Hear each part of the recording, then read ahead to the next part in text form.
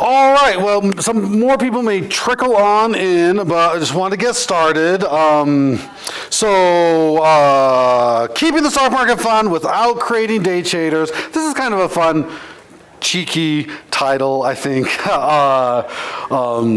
In some ways, any kind of investing is important, and even if it does push people towards day trading. And you know what? I think day traders are great people too, and they have a lot of fun with what they do. And so, not to disparage any of them, but we're going to talk about some just fundamental principles of how to teach the stock market, make it fun, appeal to the kind of already fun things about the stock market that are already there, without kind of tapping into sort of that gambling, get rich quick concepts and ideas. And so, without further ado, here's all of Banzai's social information. If you're interested in getting to us on social media, we're really kind of ramping up our social media game. We love hearing from teachers. We love reaching out to teachers. I run a teacher advisory board, and I love keeping my ear to the pulse of what is going on in teaching land, as everyone calls it. And I love getting feedback of what is happening right now today and the struggles and the successes that they're having. So please, please, please be in contact with us. We love your ideas. We love your thoughts. I've made games based entirely on suggestions that teachers have given us directly. We're a small team, so we're able to kind of do that sort of thing. And so, yeah, please connect with us on socials. We give away a lot of Kindles. Oh, all the time, just constantly, just drowning, just raining Kindles. Yeah. Kindles. Okay, so my name is Rick Curtis. I'm a curriculum writer at Banzai, and so the games that we're going to talk about today that I've personally designed and made, and my background is in theater and writing. I have a master's in theater history and critical studies, but for the past 3 years, I've been learning about financial literacy and been creating curriculum for financial literacy, and it's been a wonderful experience, and it's something I'm really excited to talk to everyone about. Come in. So many more people. I love it. I talk fast. I'm excitable. I have a lot of stuff to say. Feel free to ask questions, interject, debate me on topics. All of your ideas are more than welcome at any time. And this is Nicole Clayton. She's my boss. She's the director of all the education here, and she's just here to also help answer questions or put in her feedback. Mainly, she's been here to laugh at my jokes, which I really appreciate. Thank you, Nicole. Okay, so let's start talking about the stock market. As we know, teens are connected to the world. They play video games. They have cell phones.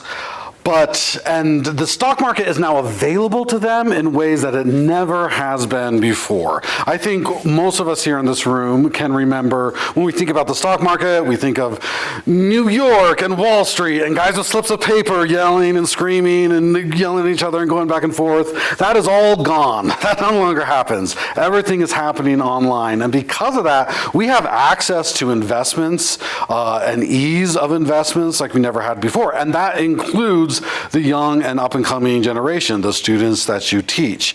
They're already using money online with payment apps, bank accounts. They're getting jobs that are digitally just depositing their checks right into their bank accounts. But investing is still kind of a murky world. About 1 in 5 teams that started investing, more than half feel like it's too confusing or feels out of reach, or they don't even know that they can invest. And so I think part of our job as financial literacy, I'm a writer, and then teachers, is to help them overcome some of these concerns. And they're not talking about it. Only about 34% say that their family regularly talks about investing. I don't know if my parents ever talked about investing once when I was growing up with me. I certainly didn't know like what a 401k was, and the stock market, again, just seemed like this weird movie thing that happened, and then people yell at each other and somehow money is made. 7 in 10 look up to family members as financial role models, and so they want to learn from the people in their lives about these concepts. Money is on their mind, especially with the way economics is right now. It is a concern that this new generation is having. They're concerned about money. They don't exactly know what to do about it. And then there's a bunch of other statistics on this board as well. But the thing I want to really get to is that it's easier than ever to invest. Here's a bunch of mainly digital-based investing platforms. I think these are great.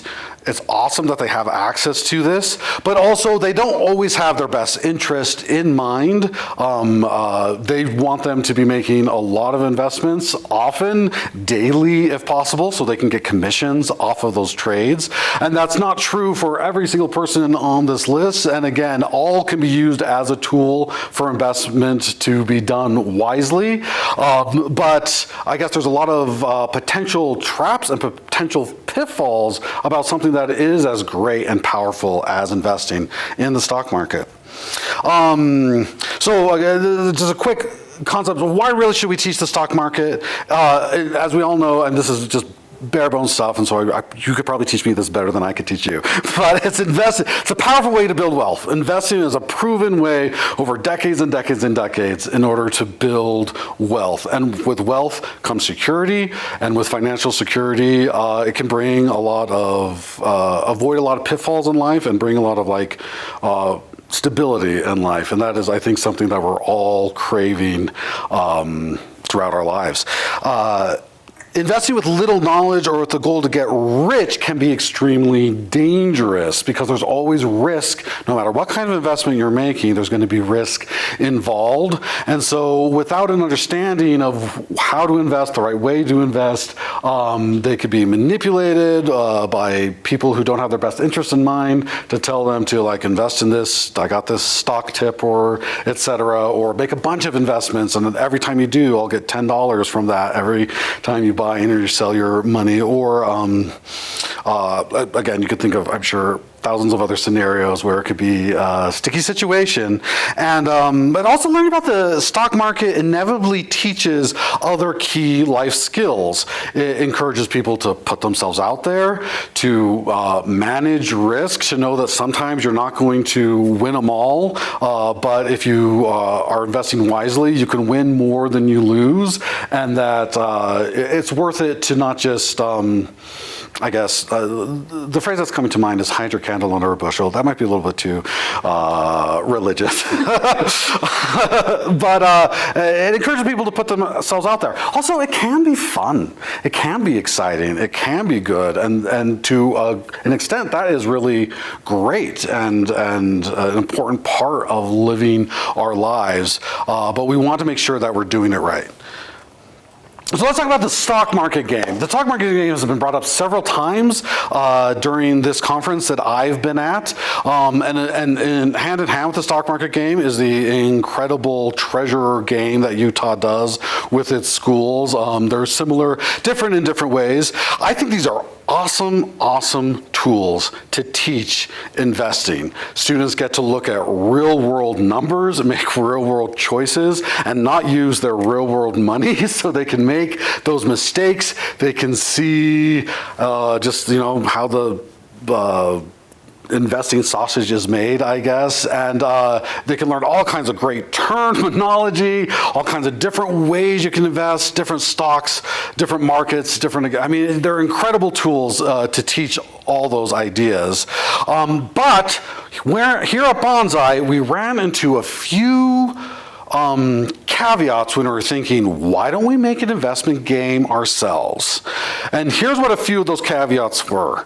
One, to really win at things like the stock market game or the treasure game, it does kind of take more risky investment into something that wins big.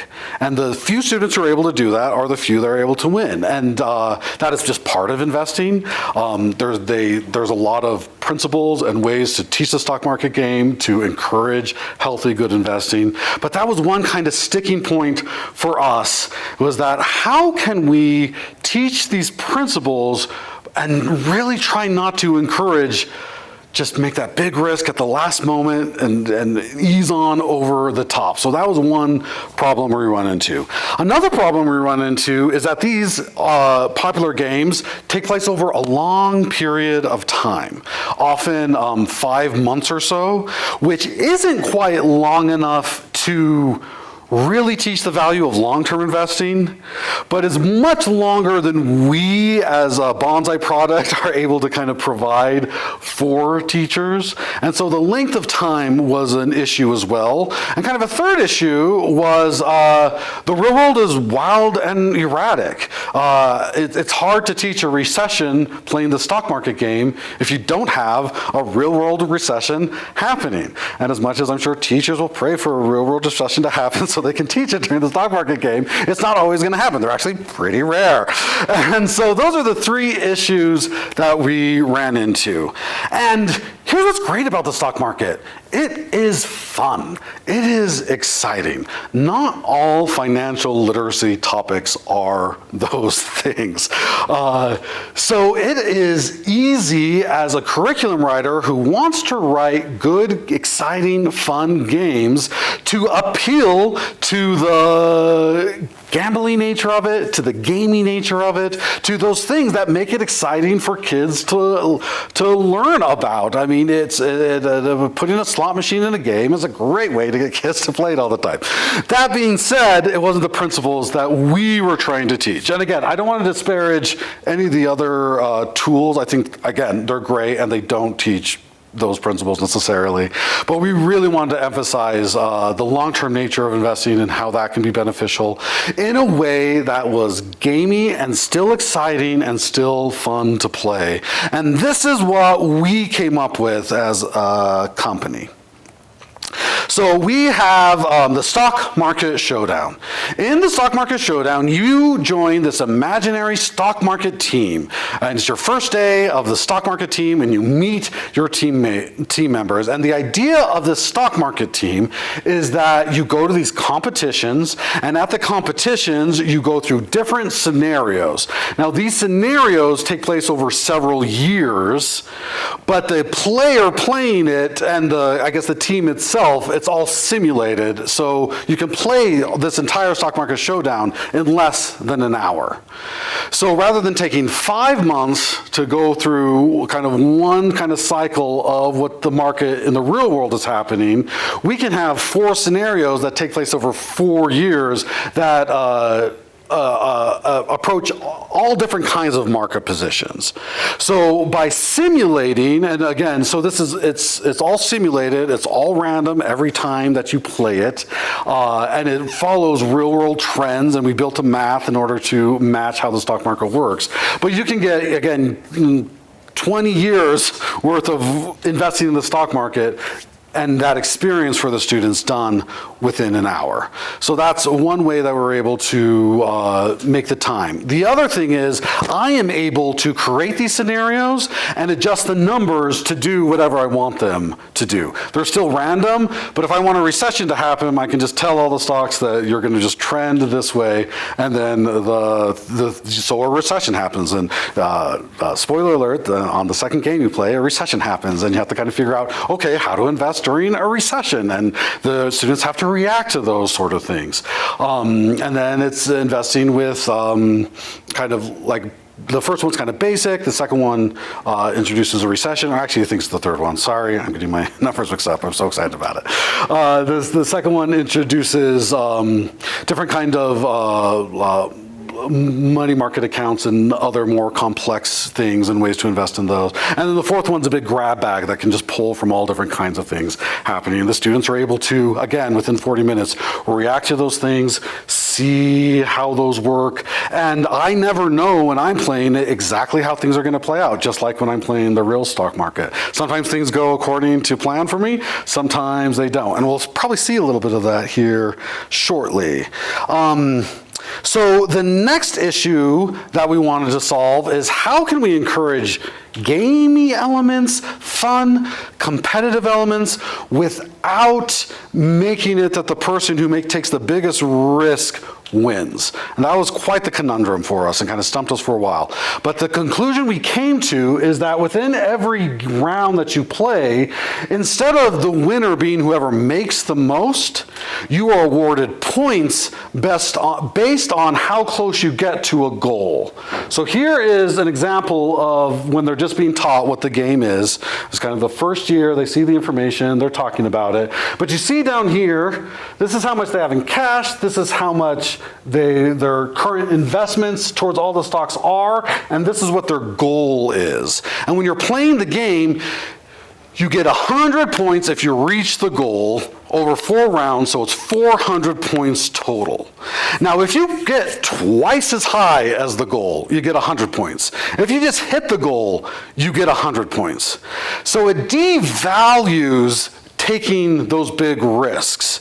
And we wanted to encourage, rather than using the stock market as a way to make as much money as quickly as you can, maybe the stock market can be a tool to set a goal in the future and invest in order to reach that goal. And if you exceed the goal, great, but they're not rewarded for exceeding the goal. So that's how we, again, discourage some of those kind of riskier moves, but still have a fun, interesting, competitive game.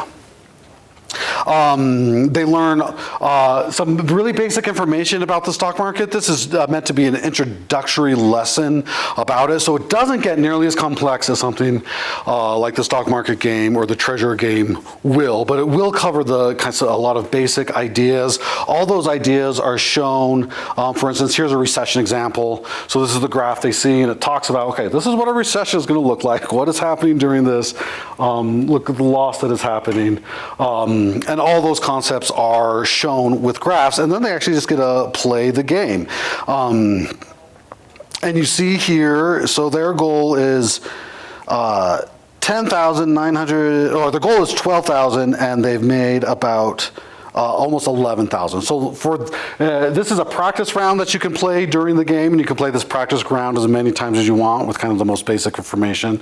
And they would get about 50 points for doing it, because it's just a percentage of how close you make it to the goal. And then you actually just start playing the game. This game is charming, it's fun, there's a lot of great characters in it, but I really love how it surprises me every time, how fun it is to play, and how, again, the students can play it several times over and have different experiences each time, and each time they play it reinforces their understanding of, it's not going to always turn out the way I expect it to, but if I follow some good basic principles, I can hit my goal more often than I can, and I can often win the game more often than I can. All right, so let's actually play some of the game. So we're going to split you into 2 halves, you 3 and then you 4, right here.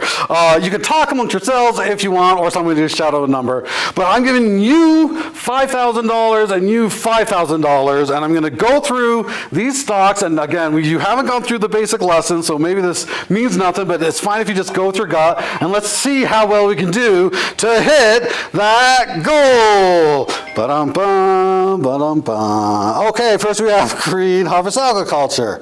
Okay, they lost 6.69% last year. Well, they look a little volatile to me. During the game, your different co-members on your team, they'll make comments about what they're seeing on the graph to kind of help the student and give them clues and hints of things they can do. Max up here is He loves to take big risks, and JC is very, very conservative with how she likes to invest. And ideally, you as a player is going to find a nice middle ground in the middle to take enough risk to hit your goal, and but not take too much to make it so risky that you might tank it. All right, Eco Energy Solutions looks pretty similar. Okay, this one did pretty good, and this one did okay, not nearly as volatile. That might be a clue about something. Okay, team number one, how do you want to invest your $5,000? So you can buy as many as you want, split it up. Is this our team? This is the team, you three. How do we want to invest? Honestly, it'll just be easier, just somebody say something. And our goal is I'm going to have to spread it all out. Spread it all out? Of everything.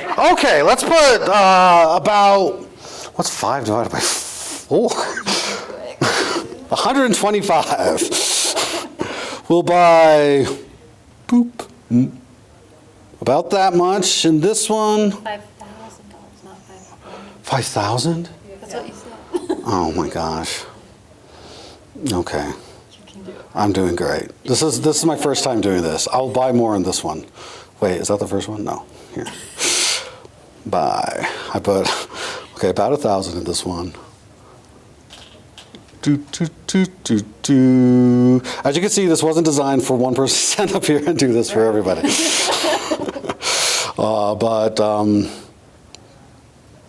Okay, about, buy.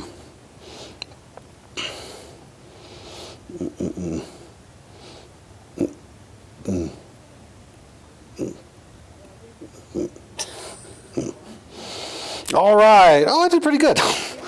Okay, good job. Now, you're going to see me buy for the same things. At the end of the day, there's no way to track and know who did better or worse. But I tried to make this interaction fun for all of us.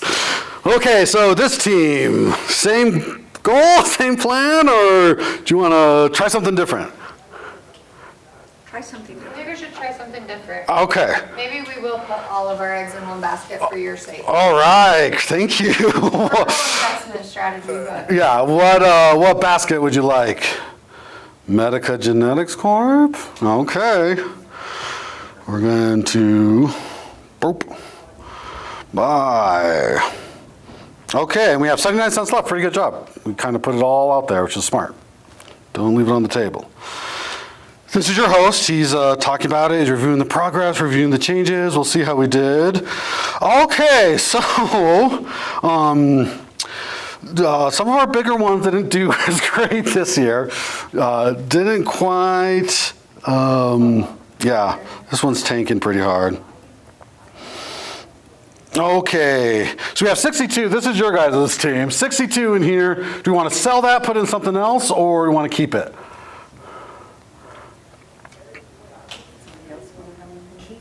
Keep it. Okay, let's keep it. Other team. We're just going to say yours is, well, we won't worry about these two for now. We'll say this is yours and this is theirs. What do you guys want to do? Hold? Okay. Everybody holds. And holding is actually a pretty good idea because if you sell too much, it'll just start eating into your profits. Generally, it's a good idea to hold, but you never know. Let's see if Lady Luck is on our side and Lady Financial Responsibility. Hey, we did better. Not great. So this is our last chance to kind of make our choices. Do we want to hold or do we want to sell? So each time you're simulating a year of the market. Yes, and so That's okay.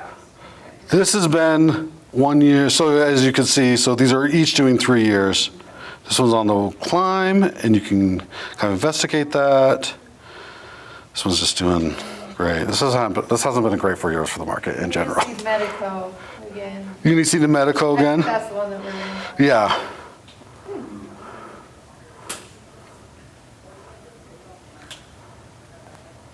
We're just gonna hold. And like Rick said, all of these projections are based on real life data, and then he used that to build the algorithm and then the simulation. And so all of these trends are simulated. They're obviously fictional, but they're based on real companies and what actually happened over the years. Yep. The last 4 years or just?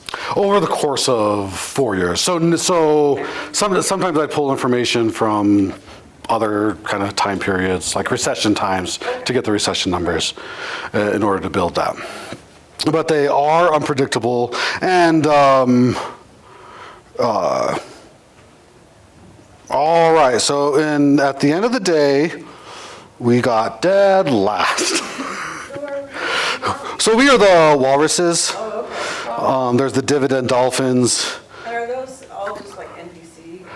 Yes. And so those are always simulated to one do fairly well, one do kind of medium, and one do low. So they're not actually playing the game. But just so when the students are playing it, they're not always just getting beat out by a computer. And so it's designed to be a little bit beatable. So we didn't do, this is the final results. So we have one more round. So we're just looking at the final results, but this is our final number. So we can't buy or sell this round. This is just showing us what happened during the 4th year. Yeah. Oh, yeah. Oh, that one did really good there at the end. Yeah. Generally, if you spread it out, you're going to tend to do better over time, particularly over the 4 years, is something that we encourage them to do. We just picked the wrong 2 ponies. All right. And that is 1 round of the game. That's the kind of the simplest, most basic round. It'll go over the scores. And I can just show you the start of the next round. So We got up to kids are second. playing, sorry. Oh, sorry. Oh yeah, we did get up to Kids second. are playing individually, not actually in groups that you have set up and named these in your classroom. Yes. So it's playing against pretend groups. Yeah, each student is playing on their own pretend team against pretend groups, but they can't talk to each other and say, look how good I'm doing, and compare notes with each other. Your coach gives you some information. They're talking about different, this is all helpful learning objectives that we're teaching the students as they're, Students will always have JC and Max. yeah, they'll always have JC and Max.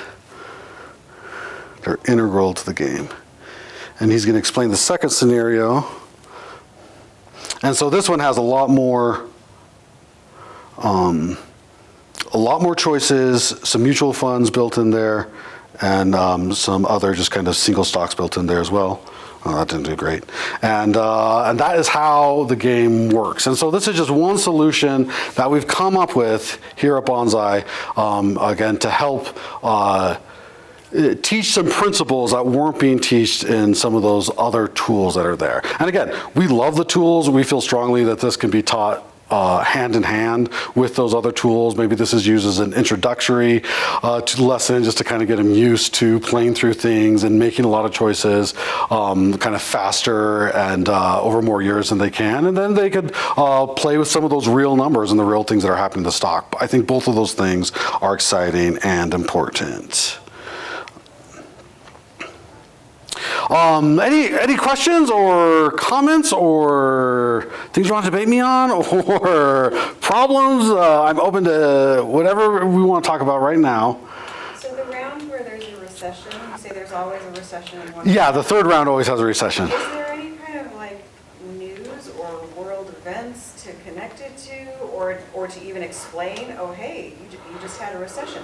Or are we just looking at the graph and just experiencing the ups and downs? They'll talk about the recession and how the world is going to a recession, how it's affecting. And so there's different industries, and based on the industry, we'll really determine how much it's going to be affected by the recession. So it's encouraging the students to pick industries that are more recession-proof, and they'll talk about those ideas. And all that information is coming from Max and JC? Yeah, Max and JC. Like, go read this article. No. Just in-game. Yeah, the Max and JC will be talking about it. Sometimes you'll get it from your coach. So those are the main ways that as you're playing the game, you're getting feedback from Max and JC about what's happening, what's going on, to help kind of guide the student to make, just give them hints. On the very last one, they play less of a role, and they kind of let the student just kind of see what they've learned and kind of go hog wild, I guess, on it. But yeah, that's a way that we tried to make it a fun way to teach those subjects without, again, having to read an entire textbook about investing principles. Yeah.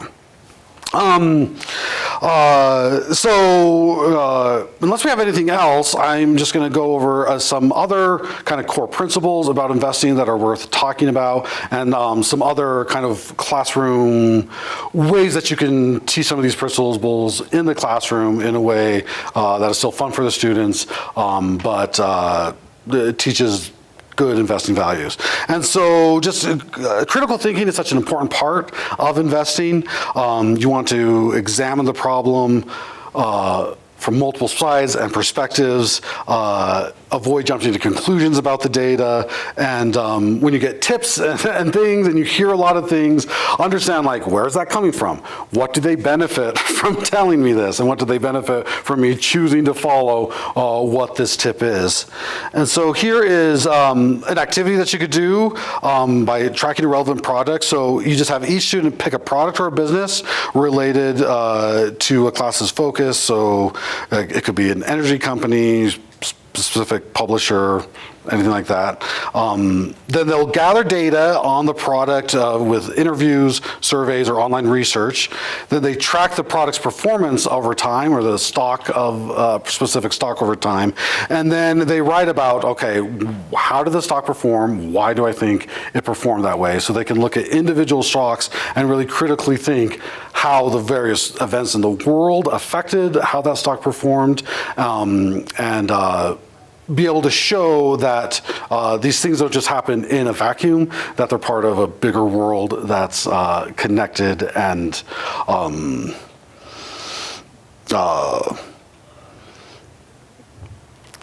sorry, I was trying to hurry to finish my sentence. Connected and connected. Yeah. So this isn't so much about investing as studying the stock market as a subject, and that it helps take some of the just everything feels so randomness out of it and really understand why things perform the way that they did. So drawing connections, recognize how disconnected things or seemingly disconnected things can impact each other. Again, connecting real world experiences. So this really goes into things like you were talking about with the recession. What caused a recession? How does that affect different industries? Why is the medical industry not as affected by a recession as maybe the watch industry is? And then they can also like notice patterns and understand how these trends happen over time. So this can be done from a historical perspective. I think the nice thing is that we have a great amount of history about the stock market and different times it has affected kind of everyone in the country all at once, and different times that affected different parts of the country in different ways. And just understanding those historical patterns has been a proven way of being able to make better and more informed future decisions.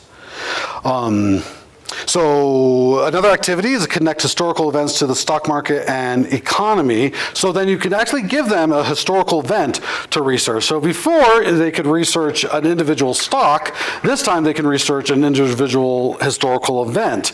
So you can either choose different groups within the class to pick different historical events, assign them different events, or pick ones of your own or make a big one for the entire group to use.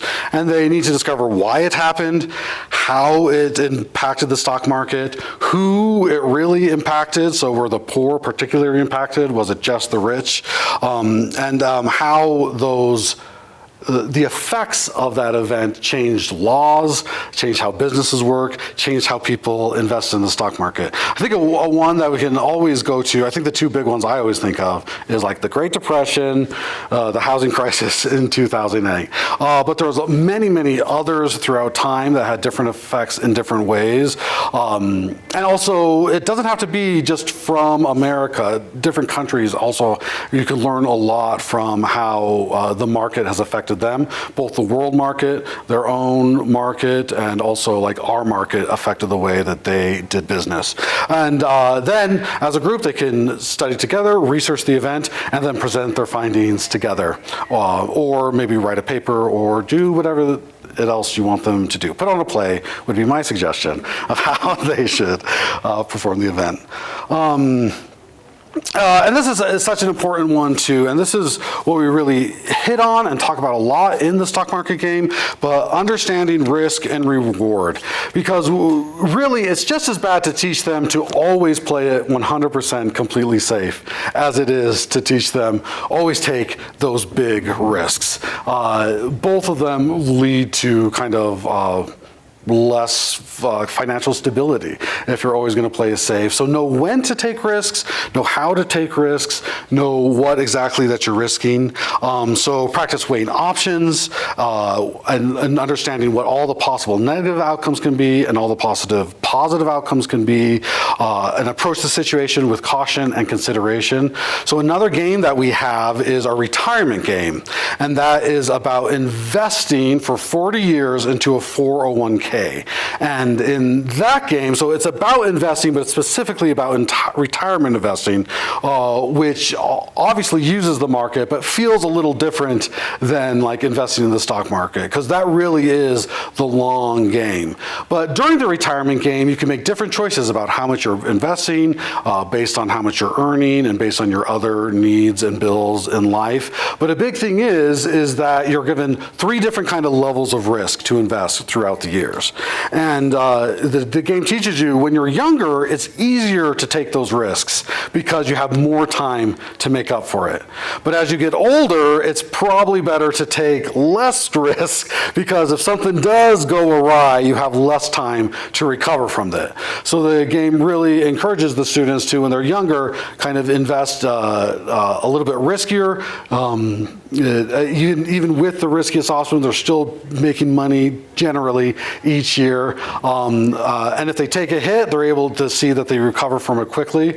But as it gets towards the end and about time to retirement, it encourages them to kind of pull back maybe a bit and invest a little less, be a little bit more frugal with their money, just to keep what they have continually earning until they hit that goal of retirement. That's also a fun game because it involves a baby elephant that's born at the preserve that you work at for 40 years. And through that entire time, the baby elephant grows with you. And I designed it exactly because elephants live about that long. And so when the elephant retires, you retire at the same time. And so it's a lot of fun. And here's a final activity that you could do by testing the edges of risk and reward. So you have the students assess their personal risk tolerance in just different aspects of their lives and grade themselves from 1 to 5. And then as they play through Stock Market Showdown, on the first playthrough, you have them using their own risk tolerance to kind of make their choices. And on the second playthrough, you have them move to whatever it is that they're most unlikely. So the really risky kids play risky at first, and then the less risky kids will play less risky at first, and then they flip-flop. And just kind of see how those choices affected how well that they did. And I think that they can find the answers like surprising and interesting, and realize that sometimes it's worth it to take those risks, sometimes it's not worth it as much, and you never exactly 100% know.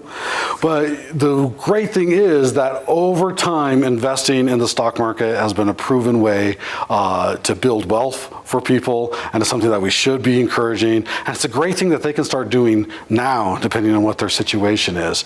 But they could be soured to it quick if they don't have all the information and they make some bad choices early on. Here's some, there's a bunch of other stuff, but I just want to show you a picture of retirement. It's so cute and wonderful. We have incredible illustrators who do all of our games, and this is one that I wrote and I'm very proud of, and that's your elephant Dinah there in to the left. And here's Stock Market Showdown, another beautiful illustrations. And I have been Rick Curtis. Thank you so much for coming to this. Thank you for all of your participation and being patient with me. And I hope you're able to learn some valuable information.